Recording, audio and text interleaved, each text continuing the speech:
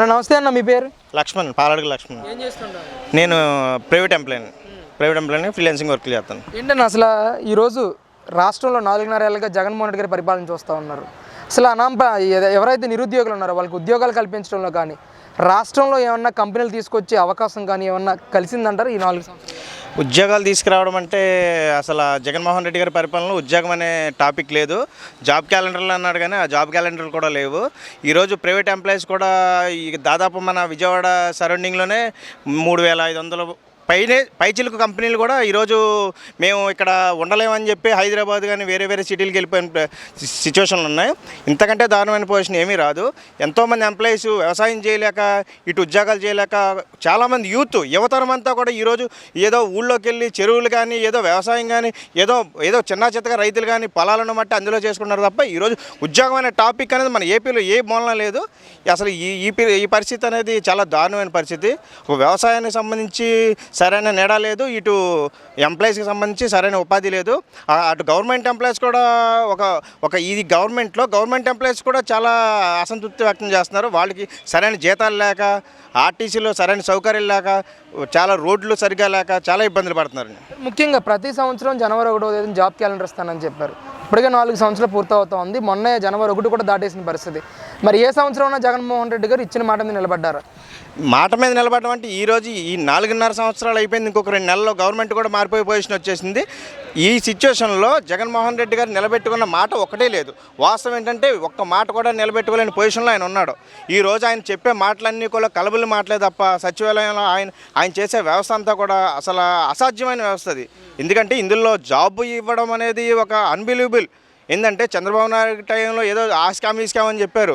కనీసం స్కామ్ కాదు కదా, ఈరోజు ఒక చిన్న చిత్తగా ఇక వీళ్ళకి పంచాయతీల్లో సచివాలయాల్లో పెట్టే వ్యవస్థ ఉందంటే వాళ్ళకి ఇవాళ 5,000 శాలరీ చేస్తా కూడా చాలా ఇబ్బందులు పడిపోయే అంత పొజిషన్లో ఉంది గవర్నమెంట్. ఈ నియోజకవర్గంలో ఏమైనా అభివృద్ధి జరిగిందా ఈ 4.5 ఏళ్ల కాలంలో? వీళ్ళలో అభివృద్ధి అంటే ఒక కరెక్ట్గా సీసీ రోడ్లు కానీ వేరే విధంగా వాస్తవంగా పంచాయతీల్లో ఒక గతంలో సుజలా పథకాలు కానీ వాటర్ ప్లాంట్లు పెడితే వాటర్ ప్లాంట్లు బాగా చేసే పొజిషన్లో కూడా లేరు ఈ గవర్నమెంట్. అసలు అభివృద్ధి అనేది లేదు.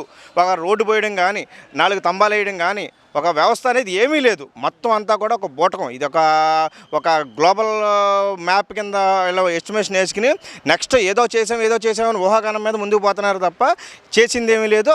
అలాగని చేయబోయేది కూడా ఏమీ లేదు ఈ గవర్నమెంట్. ప్రధానంగా మీ తాడేపల్లి నియోజకవర్గంలో, మీ తాడేపల్లిగూడెం నియోజకవర్గంలో అసలు పరిస్థితి ఏంటి? ఎమ్మెల్యే గారి పనితీరు ఏ విధంగా ఉంది? వచ్చే ఎలక్షన్లో పోటీ ఎలా ఉండబోతుంది అంటారు? ఎమ్మెల్యే గారి పనితీరు అంటే ఏమీ లేదండి. ఆయన కష్టపడి పాపం ఆయన సంపాదించుకుంటున్నాడు తప్ప ఆయన ఇబ్బంది పడేది ఏమీ లేదు. ఆయన సౌలభ్యం ఆయన చూసుకుంటున్నాడు, వాళ్ళ అబ్బాయి సౌలభ్యం ఆయన చూసుకుంటున్నాడు. ఎవడైనా గబుక్కున్న రోడ్డు మీదకి వచ్చి ఏదైనా గట్టిగా మాట్లాడితే ఊళ్ళో ఉన్న నాయకులతోటి కార్యకర్తలతోటి కేసులు ఎట్టించి ఎలాగలకి లోపలెట్టి 4 రోజులు తిప్పితే మళ్ళీ మరి పార్టీ జోలికి రారనే ఉద్దేశంతో ఉన్నారే తప్ప అభివృద్ధి అనేది ఏమీ లేదు. వాస్తవంగా అభివృద్ధి అనేది గతంలో కాదు కదా, ఇప్పుడు కాదు కదా, పార్టీ వచ్చిన కాడి నుంచి అభివృద్ధి అనేది జరగలేదండి ఎక్కడనో. ఏంటంటే వాళ్ళు అనుకుంటారంటే ఏదో వ్యవస్థ చేస్తున్నాం, ఏదో మనం ఒకటి చేస్తున్నాము దానికి సంబంధించి ఏదో జరుగుతుంది అనుకుంటున్నారు తప్ప ఏమీ లేదు. ఇవాళ స్ట్రీట్ లైట్లకి తంబాలేసే పొజిషన్లో కూడా లేరండి గవర్నమెంట్. అసలు మా ఎమ్మెల్యే గారు తాడేపల్లిగూడెం ఎమ్మెల్యే గారు అనేటప్పటికి అసలు ఇప్పుడు వరకు చూసిన వేరే ఎమ్మెల్యేలో చేస్తున్నారు.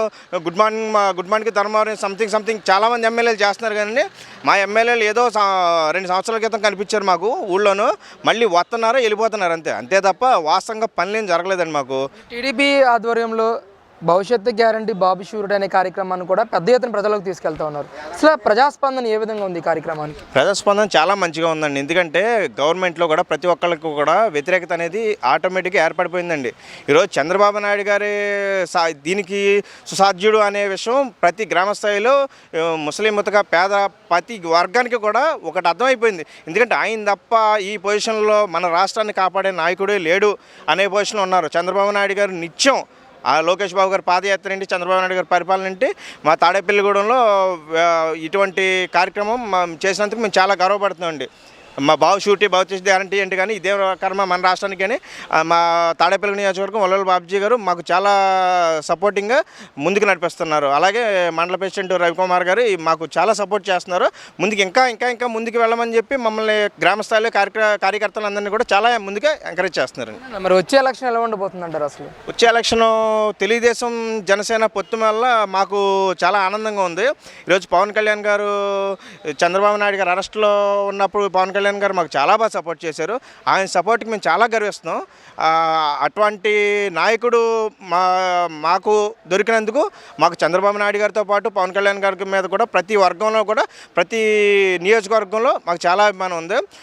ఆయనతో పాటు మేమందరం కూడా కలిసికట్టుగా జనసేన తెలుగుదేశం కలిసి మేము చంద్రబాబు నాయుడు గారిని కానీ పవన్ కళ్యాణ్ గారిని కానీ ముందుకు తీసుకెళ్లే విధంగానే మేము ప్రయత్నిస్తున్నామండి.